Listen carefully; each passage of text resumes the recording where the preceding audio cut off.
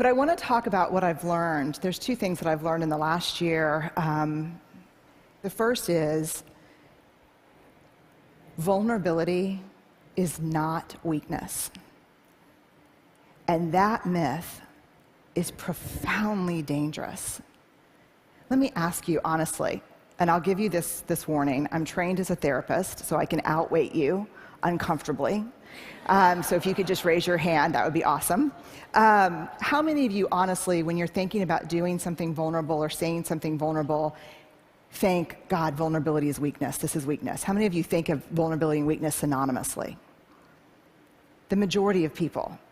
Now let me ask you this question. This past week at TED, how many of you, when you saw vulnerability up here, thought it was pure courage? Vulnerability is not weakness. I define vulnerability as emotional risk, exposure, uncertainty. It fuels our daily lives. And I've come to the belief, this is my 12th year doing this research, that vulnerability is our most accurate measurement of courage. To be vulnerable, to let ourselves be seen, to be honest.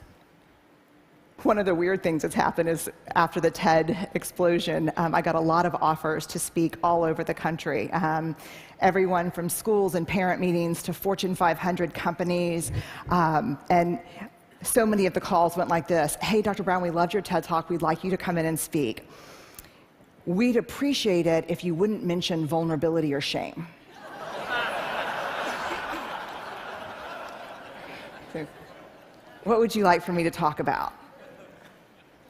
There's three big answers. This is mostly, to be honest with you, from the business sector. Innovation, creativity, and change.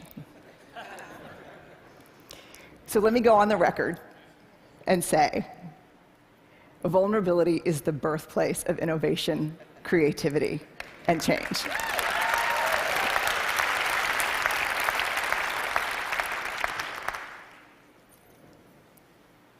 To create is to make something that has never existed before. There's nothing more vulnerable than that. Adaptability to change is all about vulnerability. The second thing, in addition to really finally understanding the relationship between vulnerability and courage, the second thing I learned is this. We have to talk about shame. So, when I became Vulnerability Ted, like an action figure, like Ninja Barbie, but I'm Vulnerability Ted, I thought I'm going to leave that shame stuff behind because I spent 6 years studying shame before I really started writing and talking about vulnerability. And I thought, thank God, because shame is this horrible topic. No one wants to talk about it. It's the best way to shut people down on an airplane. What do? I study shame. Oh. And I see you. You know,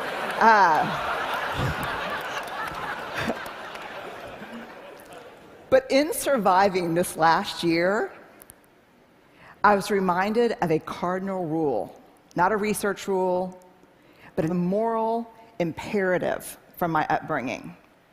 You gotta dance with the one who brung you.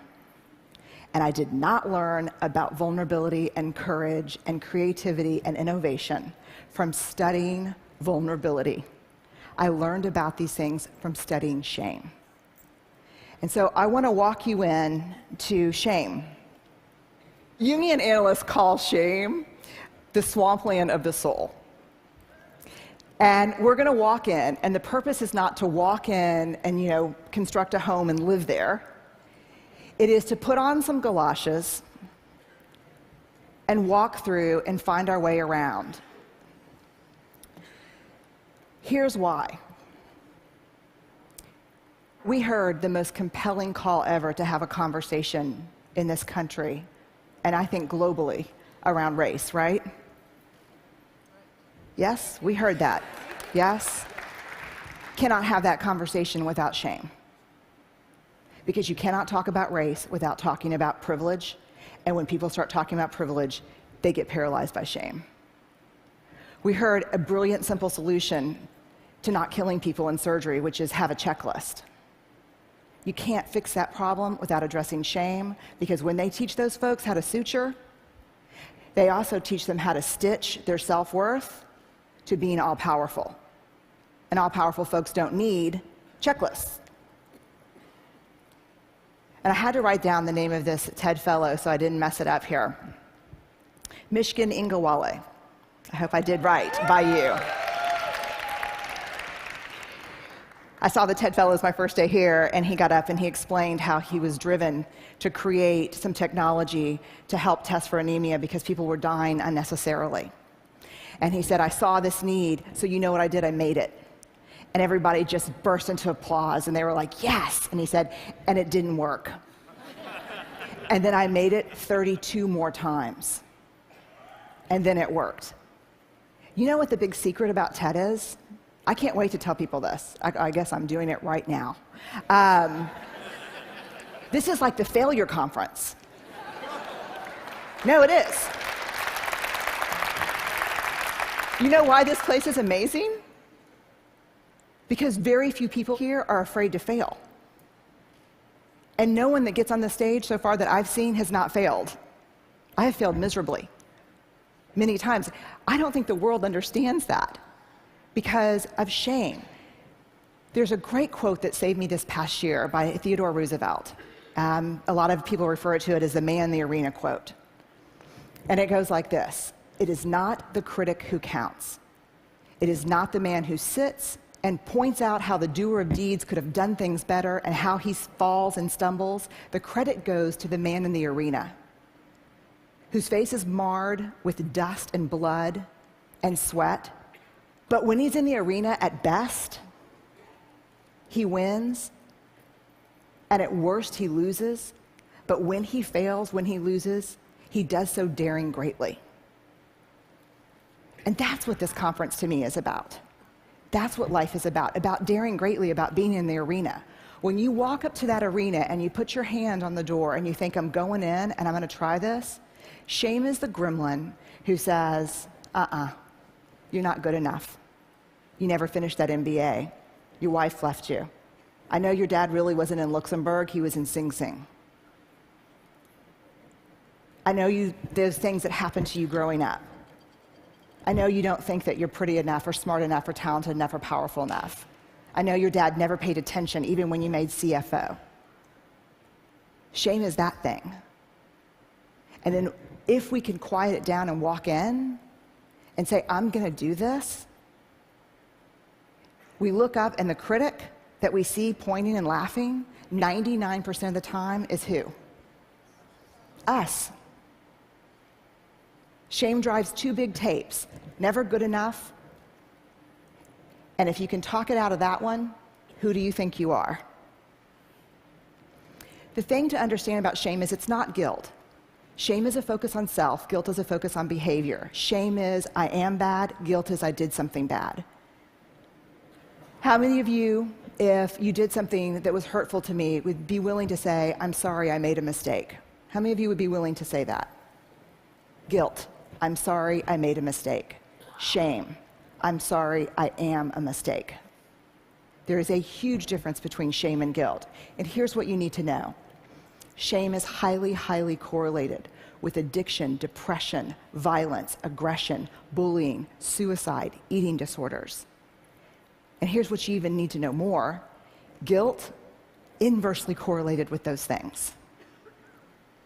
The ability to hold something we've done or failed to do up against who we want to be is incredibly adaptive. It's uncomfortable, but it's adaptive. The other thing you need to know about shame is it's absolutely organized by gender. If shame washes over me and washes over Chris, it's going to feel the same. Everyone sitting in here knows the warm wash of shame. We're pretty sure that the only people who don't experience shame are people who have no capacity for connection or empathy. Which means, yes, I have a little shame, no, I'm a sociopath. So I would opt for yes, you have a little shame. Shame feels the same for men and women, but it's organized by gender. For women, the best example I can give you is Anjali, the commercial. I can put the wash on the line, pack the lunches, hand out the kisses, and be work at 5 to 9. I can bring home the bacon, fry it up in the pan, and never let you forget you're a man. For women, shame is do it all, do it perfectly, and never let them see you sweat. I don't know how much perfume that commercial sold, but I guarantee you it moved a lot of antidepressants and anti-anxiety meds. Shame for women is this web of unattainable, conflicting, competing expectations about who we're supposed to be. And it's a straitjacket. For men, shame is not a bunch of competing, conflicting expectations. Shame is one. Do not be perceived as what? Weak. I did not interview men for the first 4 years of my study. And it wasn't until a man looked at me one day after a book signing and said, I love what you have to say about shame. I'm curious why you didn't mention men. And I said, I don't study men. And he said, that's convenient. And I said, why? And he said, because you say to reach out, tell our story, be vulnerable. But you see those books you just signed for my wife and my 3 daughters? I said, yeah. They'd rather me die on top of my white horse than watch me fall down. When we reach out and be vulnerable, we get the shit beat out of us. And don't tell me it's from the guys and the coaches and the dads. Because the women in my life are harder on me than anyone else. So I started interviewing men and asking questions. And what I learned is this. You show me a woman who can actually sit with a man in real vulnerability and fear, I'll show you a woman who's done incredible work. You show me a man who can sit with a woman who's just had it. She can't do it all anymore. And his first response is not, I unloaded the dishwasher.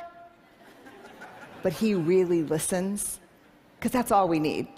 I'll show you a guy who's done a lot of work. Shame is an epidemic in our culture. And to get out from underneath it, to find our way back to each other, we have to understand how it affects us and how it affects the way we're parenting, the way we're working, the way we're looking at each other. Very quickly, some research by Mahalik at Boston College. He asked, what do women need to do to conform to female norms? The top answers in this country: nice, thin, modest, and use all available resources for appearance. When he asked about men, what do men in this country need to do to conform with male norms? The answers were always show emotional control, work is first, pursue status, and violence. If we're going to find our way back to each other, we have to understand and know empathy, because empathy is the antidote to shame. If you put shame in a petri dish, it needs 3 things to grow exponentially: secrecy, silence, and judgment. If you put the same amount of shame in a petri dish and douse it with empathy, it can't survive. The 2 most powerful words when we're in struggle: me too. And so I'll leave you with this thought. If we're going to find our way back to each other, vulnerability is going to be that path. And I know it's seductive to stand outside the arena, because I think I did it my whole life, and think to myself, I'm going to go in there and kick some ass when I'm bulletproof and when I'm perfect. And that is seductive. But the truth is, that never happens. And even if you got as perfect as you could and as bulletproof as you could possibly muster, when you got in there, that's not what we want to see. We want you to go in. We want to be with you and across from you. And we just want for ourselves and for the people we care about and the people we work with to dare greatly. So thank y'all very much. I really appreciate it.